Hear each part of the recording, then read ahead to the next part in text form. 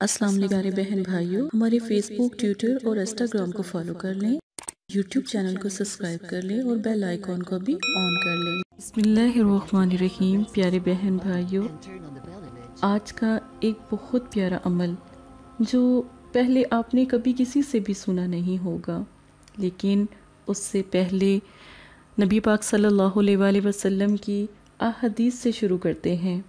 آپ صلی اللہ علیہ وآلہ وسلم نے ارشاد فرمایا، تم میں سے ہر کسی کی دعا قبول کی جاتی ہے جب تک کہ وہ جلدی نہ کرے اور وہ کہنے لگتا ہے کہ میں نے دعا تو کی لیکن قبول کیوں نہ ہوئی، تو دعا کرنے میں جلدی نہ کیا کریں، دعا پھر رد ہو جاتی ہے۔ پھر اللہ پاک دیکھیں، جیسے ہم چاہتے ہیں نا کہ ہمارے رب ہم سے خوش ہوں، اللہ پاک ہم سے خوش ہوں، تو اللہ پاک سے امید بھی اتنی رکھنی چاہیے نا، خوشی بھی رکھنی چاہیے، اللہ تعالیٰ سے چاہت بھی رکھنی چاہیے۔ پیارے بہن بھائیوں، جب بھی کوئی پریشانی آئے اللہ پاک سے دعا کریں، اللہ پاک کے سوا کوئی نہیں ہے دعاؤں کو قبول کرنے والا، ٹھیک ہے؟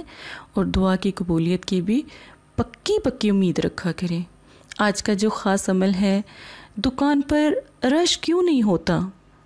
ایک بہت پیارے بھائی ہیں، ان کی سبزی کی دکان ہے اور وہ سن رہے ہوں گے، تو ان کی دکان پر بالکل رش نہیں ہوتا، وہ بہت پریشان ہیں، اور اللہ پاک نے انہیں صاحب اولاد بھی کیا ہوا ہے، تو گھر میں فاقہ کشی ہے۔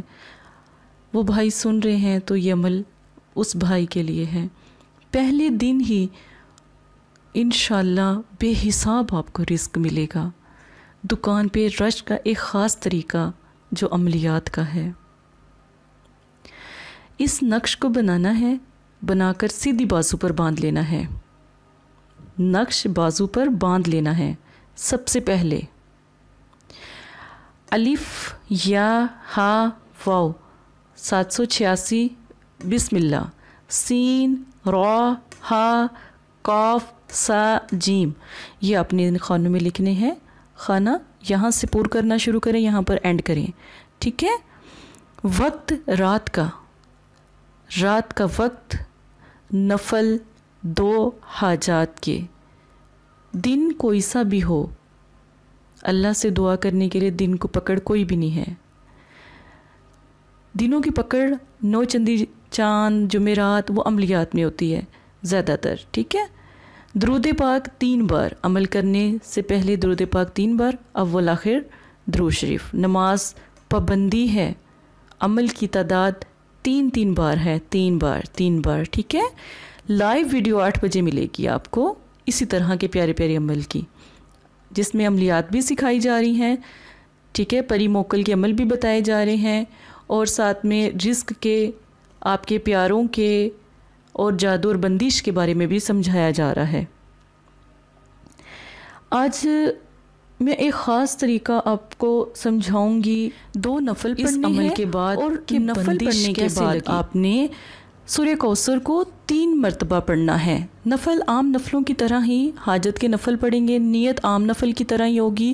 سورہ کوثر کو 3 مرتبہ، اول آخر 3 مرتبہ درود شریف کے ساتھ، سورہ اخلاص کو 3 مرتبہ، پہلے درود شریف 3 مرتبہ، پھر سورہ کوثر 3 مرتبہ، سورہ اخلاص 3 مرتبہ، اور نیت کیا رکھنی؟ رزق، دولت، مال کی اللہ پاک سے مانگیں۔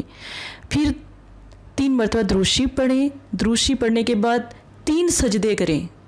پہلے سجدے میں اللہ سے رزق مانگیں، دوسرے سجدے میں اللہ پاک سے دعا کریں، اگر کوئی بیماری پریشانی ہے، رش نہیں ہے دکان پر اور بہت پریشان ہے، پیسہ فاقہ گھر میں ہے، تو اللہ سے دوسرے سجدے میں دعا کریں۔ تیسرے سجدے میں اللہ پاک سے یہ دعا کریں، یا اللہ تیرے سوا کوئی نہیں دینے والا، تیرے سوا کوئی بھی ہمیں جو ہے کوئی ہمیں رزق دے، تو اپنے رب سے دعا کریں۔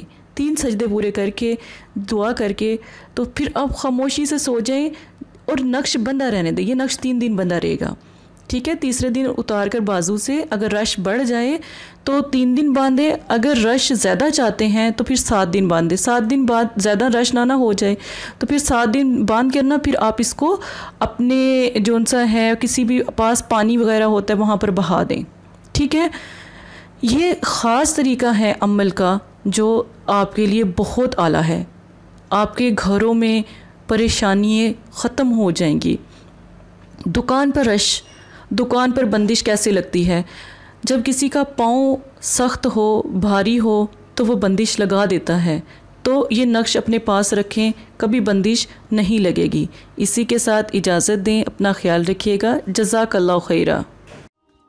السلام علیکم پیارے بہن بھائیوں، اگر آپ استخارہ یا روحانی علاج کروانا چاہتے ہیں یا عمل کروانا چاہتے ہیں یا عملیات سیکھنا چاہتے ہیں تو ہمارے فیس بک پر آ کر آپ فیس بک کو فالو کر سکتے ہیں اور یوٹیوب چینل کو سبسکرائب کر کے وہاں پر ہم سے بات کر سکتے ہیں۔ جو بھی مسئلہ پریشانی ہے اس میں ضرورت آپ کا نام، آپ کی والدہ کا نام، سٹی، کنٹری موجودہ اور مسئلہ بیان، یہ چیزیں بتا کر آپ اپنا استخارہ بھی کروا سکتے ہیں۔ جزاک اللہ۔ اور اگر آپ نے استخارہ کروانا ہے تب بھی رابطہ کریں، اگر استخارہ نہیں کروانا تو یہ دین ہے، یہ کوئی فن یا انٹرٹینمنٹ نہیں ہے۔ اپنا بھی ٹائم ضائع نہ کریں اور مدرسے والوں کا بھی ٹائم نہ ضائع کریں۔ آپ کی وجہ سے بہت سے ایسے لوگ جو پریشان حال گھروں میں ہیں ان کی بھی بات پھر نہیں سنی جا سکتی۔ جزاک اللہ۔